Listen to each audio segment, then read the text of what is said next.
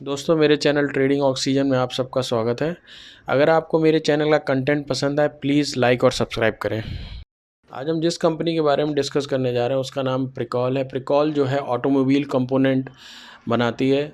इस कंपनी जो मेनली जो प्रोडक्ट पे फोकस करती है वो ड्राइवर इंफॉर्मेशन और कनेक्टेड व्हीकल सोल्यूशन है। लाइक सेंसर बनाती है, कनेक्ट बैटरी मैनेजमेंट सिस्टम पे बनाती है, इंस्ट्रूमेंट क्लस्टर हो गए, और फ्लूइड मैनेजमेंट सिस्टम में आपका fuel pump module, disc brake, oil pump और वाइपिंग सिस्टम और electrical oil pump, electrical coolant, इस तरीके के प्रोडक्ट बनाती है। कंपनी का जो 85% रेवेन्यू है वो टू व्हीलर से आता है।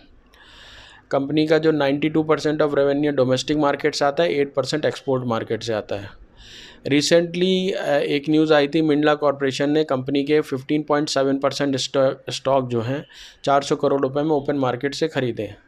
और कंपटीशन CCI इंडिया को कंपटीशन कमीशन ऑफ इंडिया को रिक्वेस्ट भेजी है कि उनको 24.5% तक अपनी हिस्सेदारी बढ़ानी है। प्रिकॉल ने इसके लिए एक अपोजिशन मतलब पिटिशन डाली है कि उनको ऐसा करने से रोकने के लिए पिटिशन डाली है। तो आप समझ सकते हैं जो इसके कंपटीटर हैं वो तक इस कंपनी के प्रोडक्ट की कितनी वैल्यू समझते हैं, वो तक इस कंपनी में इंटरेस्टेड हैं। अच्छा, प्रिकॉल ने अभी भी एक प्लान किया है, 600 करोड़ रुपए का कैपेक्स एक्सपेंड करेगी FY 23 और 25 के बीच, ताकि वो कंपनी अपनी जो डिस्क ब्रेक सेगमेंट की जो कैपेसिटी है बढ़ा सके। उसका एक रीज़न है two wheeler OEM EV startup से इसको ऑर्डर्स मिले हैं काफ़ी। अभी करंटली का जो उससे जो रेवेन्यू कंपनी का बढ़ेगा, 1200 करोड़ का भी जो रेवेन्यू है उसको कंपनी का एक्सपेंड करके 3000 करोड़ तक का रेवेन्यू पहुंचाने का कंपनी का टारगेट है। और कंपनी को एक और चीज़ है, जैसे टच स्क्रीन के रिलेटेड जो प्रोडक्ट हैं उसमें भी कंपनी को अच्छा फ़ायदा होने की उम्मीद है।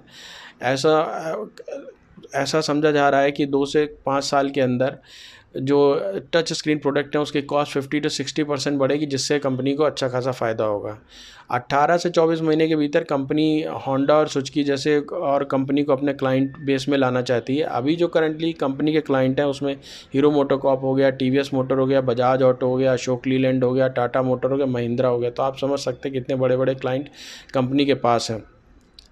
इसके अलावा MK ब्रोकर्स ने अभी इसमें बाय रेटिंग दी है इसमें, और इसको उम्मीद की है कि कंपनी का प्राइस जो है स्टॉक प्राइस 600 तक जा सकता है। अभी 22% के पोटेंशियल अपसाइड की उम्मीद है। चलिए अब हम लोग इसके बैलेंस शीट पे देखते हैं, कंपनी का बैलेंस शीट चेक करते हैं। अगर हम कंपनी की बैलेंस शीट देखें, कंपनी स्मॉल कैप कंपनी है और इसका जो प्राइस अर्निंग रेशियो अगर आप चेक करें, प्राइस अर्निंग रेशियो ये मीडियन से थोड़ा ऊपर है। ROC कंपनी का देखेंगे तो कंपनी का ROC बेहतर है मीडियन से, तो अपने एसेट पे अच्छा रिटर्न देख रही हैं। अगर आप इसके सारे ग्रुप्स में देखें, ये सारे अगर इस सेक्टर की बाकी सारी कंपनियों में देखें तो इसका ROC सबसे बेहतर है। तो मतलब सबसे हाईएस्ट प्रोडक्टिव कंपनी है अपने सेक्टर में। और अगर हम सेल्स पे देखेंगे, सेल्स कंपनी की रेगुलर कंसिस्टेंट बनी हुई है। सेल्स में कोई बढ़ी रही है, 2023 से बढ़ी है 300 करोड़ के आसपास। और कंपनी का ऑपरेटिंग प्रॉफिट मार्जिन भी कंसिस्टेंट है अप्रॉक्सीमेटली। और अगर हम कंपनी का सबसे इम्पोर्टेंट प्रमोटर होल्डिंग आप देखेंगे, ये भी कंसिस्टेंट बनी हुई है। FIs ने भी हिस्सेदारी बढ़ाई है, DIs ने भी हिस्सेदारी बढ़ाई है। तो म्यूचुअल फंड की भी हिस्सेदारी बढ़ी है, FIs की भी हिस्सेदारी बढ़ी है कंपनी में।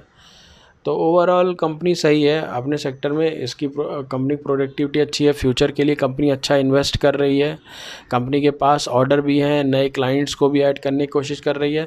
तो ओवरऑल आप देखेंगे प्रोस्पेक्ट कंपनी का ठीक ठाक है, कोई दिक्कत वाली बात नहीं। अगर कंपनी के हम टेक्निकल की बात करेंगे तो कंपनी का टेक्निकल यहाँ पे थोड़ा गिरा है। तो ये सारे स्टॉक लॉन्ग टर्म के लिए हैं, आप 1-2 साल का व्यू करके मान के चलें तो इससे कोई इतना फ़र्क नहीं पड़ता। फिर 100 डे मूविंग एवरेज से तो ऊपर ही है कंपनी। आप फिर भी अपना एनालिसिस करने के बाद बाय और सेल का डिसीजन लें।